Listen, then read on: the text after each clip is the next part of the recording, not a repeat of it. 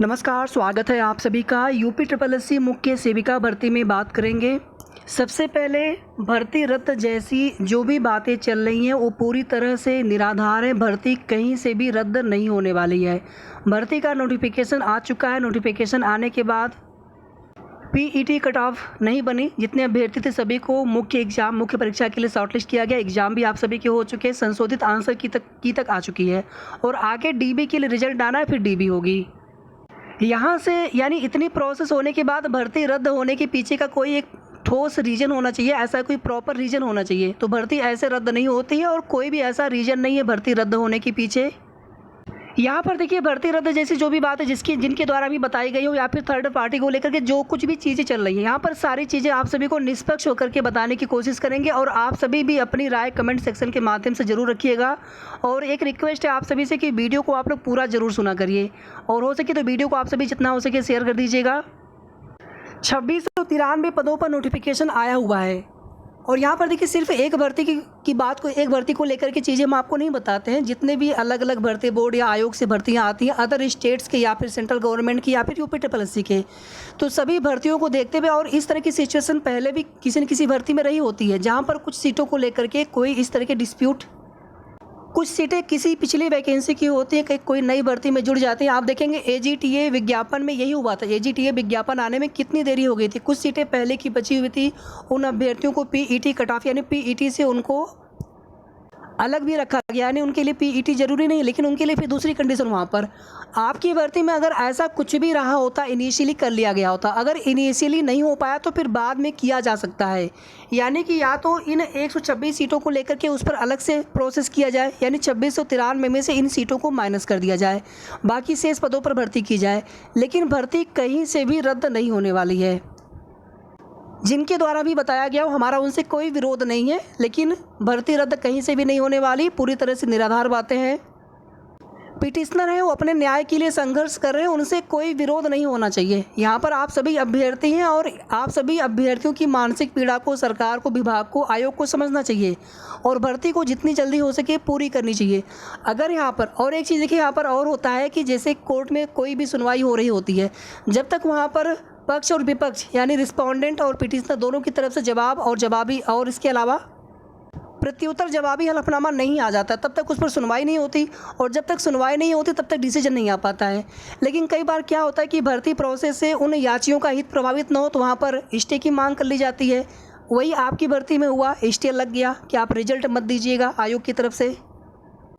उसी समय हमने आप सभी को बता दिया था, कोर्ट ऑर्डर आप सभी दोबारा से जा करके देख लीजिएगा। उसमें सिर्फ ये लिखा है कि रिजल्ट डिक्लेरेशन आप नहीं कर सकते हैं, shall not be declare result. उसके बाद कोशिश चलती रही और ये लग रहा था कि शायद उसमें कोई इंस्ट्रक्शन ले लिया जाए या फिर स्टे ही वैकेंट करा लिया जाए या फिर मामले को ही निस्तारित करा लिया जाए, लेकिन कुछ भी हुआ नहीं। और उसी इंटरिम रिलीफ ऑर्डर को हर डेट में आप देखेंगे तो एक्सटेंड कर दिया जाता है। सुनवाई नहीं हो पा रही लेकिन वो ऑर्डर एक्सटेंड होता जा रहा है। और इसमें देखिए, जो 6 मंथ वाली एक गाइडलाइंस बहुत पहले आई थी, उसमें ये चीज़ें तब की ली थी कि अगर उसको एक्सटेंड नहीं किया जाता है तब वो स्टे वैकेंट अपने आप हो जाता है, लेकिन अगर उसको एक्सटेंड किया जा रहा है तो अपने आप नहीं होता है। 6 मंथ के बाद भी उसको हटवाना ही पड़ता है। नेक्स्ट चीज़ यहाँ पर आप सभी देखिए कि थर्ड पार्टी में क्या उचित है और क्या उचित नहीं है। अब देखिए, यहाँ पर होता है क्या है, हमें कहीं से भी उम्मीद की एक छोटी सी भी किरण नज़र आती है तो हमें लगता है कि हमें इस तरह से प्रयास कर लेना चाहिए और इसमें हमेशा से निस्वार्थ होकर के कोशिश करना चाहिए। कोई भी किसी भी तरह की चीज़ें जो भी हों, सबसे आपस में बातचीत करके, सबकी सहमति लेकर के। ऐसा नहीं कि बिल्कुल हम किसी के विरोध में आ जाएं या फिर बिल्कुल किसी के हम सपोर्ट में रहें। जो भी चीज़ें हो आप सभी लोग समझ सकते हैं कि क्या उचित है क्या अनुचित है। थर्ड पार्टी का रोल सिर्फ इतना सा होता है कि हम अपना भी पक्ष रख सकें जिनका हित प्रभावित होता है, लेकिन केस तभी निस्तारित होता है, मामले तभी हल होते हैं या फिर स्टे तभी हटेगा जब यहाँ पर रिस्पोंडेंट की तरफ से हियरिंग कराई जाए, जवाब लगाया जाए। और अभी चुनाव की वजह से, अभी चुनाव की आचार संहिता है, इसके बाद चुनाव स्टार्ट हो जाएंगे, इलेक्शन होने स्टार्ट हो जाएंगे। इस समय आप सभी लोग जानते हैं कि अधिक से अधिक जो एम्प्लॉय होते हैं, सरकारी कर्मचारी होते हैं, अधिकारी होते हैं, सभी के सभी कहीं ना कहीं उनकी चुनाव में उनकी व्यस्तता हो जाती है।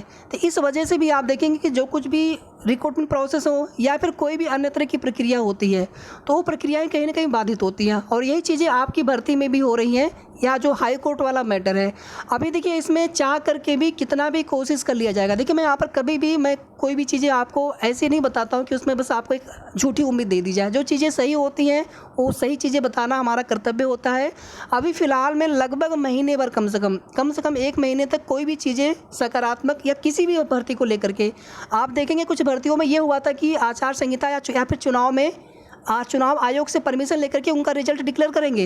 लेकिन चीज़ें पॉसिबल हो भी सकती हैं अगर वहाँ पर प्रयास किया जाए शासन स्तर से। अगर वो कोशिश नहीं करते तो फिर चीज़ें उसी तरह से पड़ी रहती हैं।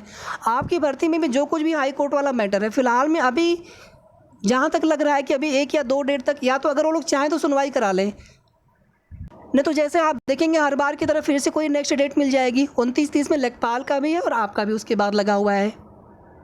एक जो CSE काउंसिल का पैनल होता है, आप सभी जानते हैं, कोर्ट में होते हैं, लेकिन हियरिंग कराने के लिए जो अधिवक्ता नामित होते हैं, जब वो सुनवाई के लिए उपस्थित होते हैं तभी सुनवाई हो पाती है, अदरवाइज सुनवाई नहीं हो पाती, सीधे सीधे नेक्स्ट डेट लग जाती है।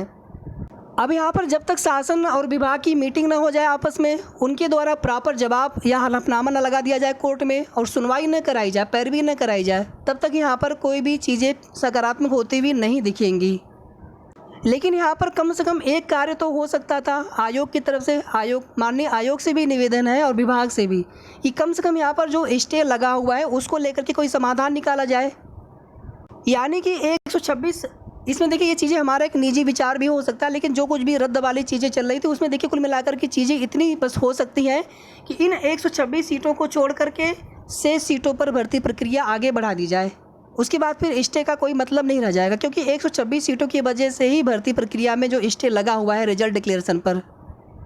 कई बार देखिए क्या होता है, कुछ भर्तियों में थर्ड पार्टी बन करके हम कोशिश करते हैं। पहले बार जो भी आईए अलग से पढ़ती हैं, तो आप देखेंगे जो मेन पिटिशनर होते हैं या फिर जो रिस्पोंडेंट होते हैं, तो जज साहब के द्वारा उनको ही सुना जाता है। उसके अलावा भी बहुत सारे अधिवक्ता होते हैं, अलग अलग पिटिशन्स होती हैं, सभी के अधिवक्ताओं को कई बार जज साहब सुन भी नहीं पाते हैं। तो आप सोचिए जो भी आईए के थ्रू जुड़े होंगे या फिर थर्ड पार्टी बन करके जुड़े होते तो उनको कितना सुना जाएगा। और जो भी मैटर सॉल्व होता है कहीं ना कहीं पिटिशनर और रिस्पोंडेंट के द्वारा, जब उनकी सुनवाई के लिए वो लोग उपस्थित होते हैं, उनके अधिवक्ता, वो लोग पैरवी करते हैं, जवाब लगाते हैं। लेकिन इतना ज़रूर होता है कि जिनका भी हित प्रभावित होता है वो अपने लिए बिल्कुल खड़े हो सकते हैं। अब इसमें या तो थोड़ा सा इंतज़ार भी किया जा सकता है, क्योंकि इस समय चुनाव चल रहा है और इस समय कोई भी चीज़ें बिल्कुल जैसा हम लोग चाह रहे हैं कि तुरंत यहाँ पर हम लोग थर्ड पार्टी बन जाएं, तुरंत यहाँ पर जो भी चीज़ें हैं कोर्ट वाली उसमें तुरंत स्टे वैकेंट करा लें, तो ये चीज़ें इसकी संभावना देखिए कम रहेगी। मैं कभी भी इसके विरोध में नहीं हूँ, लेकिन जो कुछ भी चीज़ें थोड़ा सा इसमें इंतज़ार किया जा सकता है। अब हो सकता है कि आप लोगों में से कुछ लोग नाराज़ हो, तो आप लोग कोशिश करिए, कोशिश करके अगर यहाँ पर कुछ सकारात्मक चीज़ें निकल करके आती हैं तो उससे अच्छा कुछ भी नहीं हो सकता है। बाकी भर्ती कहीं से भी रद्द नहीं होगी, बहुत होगा इसमें अगर इसमें कुछ भी डिले होता है कोर्ट प्रकरण की वजह से, या फिर वहाँ पर अगर विभाग शासन स्तर से अगर ये डिसीजन लिया जाता है, तो कुल मिलाकर के कुछ सीटें, जो जिन सीटों का मैटर है उतनी सीटों को छोड़ करके भर्ती प्रक्रिया आगे बढ़ाई जा सकती है। बाकी यहाँ पर आप सभी बहनों से निवेदन है कि सब लोग मिल करके प्रयास करिए, अलग अलग बट करके नहीं, अलग अलग 1 या 2 या 3 इस तरह से अलग अलग ग्रुप बना करके नहीं, सब लोग एक साथ मिल करके और आपसी सहमति से, निस्वार्थ भाव से सब लोग मिल करके कोशिश करेंगे तो भर्ती आपकी निश्चित रूप से जल्दी पूरी होगी। अदरवाइज़ बाकी भर्तियों का हम लोग देख रहे हैं हाल कि एक बार देरी होने स्टार्ट हो जाती है तो फिर कितनी देरी होती है फिर पता ही नहीं चलता है। बाकी आप सभी इतना परेशान ना हुआ करिए, धैर्य बनाए रखें, देरी हो रही है और यही देरी होने की वजह से ही कितने सारे अभ्यर्थी ओवर एज हो जाते हैं, मानसिक पीड़ा से ग्रस्त रहते हैं। ये सब चीज़ें शासन सरकार को सबको समझना चाहिए। आप सभी की पीड़ा हम तो समझ रहे हैं, लेकिन यही पीड़ा आयोग, विभाग और सरकार समझे तो ज़्यादा उचित होगा। आप सभी किसी न किसी अन्य भर्ती की भी तैयारी ज़रूर करते रहा करें और साथ में मिल करके कोशिश करनी चाहिए, मिल करके कोशिश करनी होगी। निश्चित रूप से आपकी भर्ती आने वाले 3-4 महीनों में जब बिल्कुल पूरी हो सकती है। बाकी आप सभी को क्या लगता है कमेंट करके आप सभी भी ज़रूर बताइएगा, या फिर आपके मन में किसी भी तरह के सवाल हो तो वो भी आप कमेंट करके पूछ सकते हैं।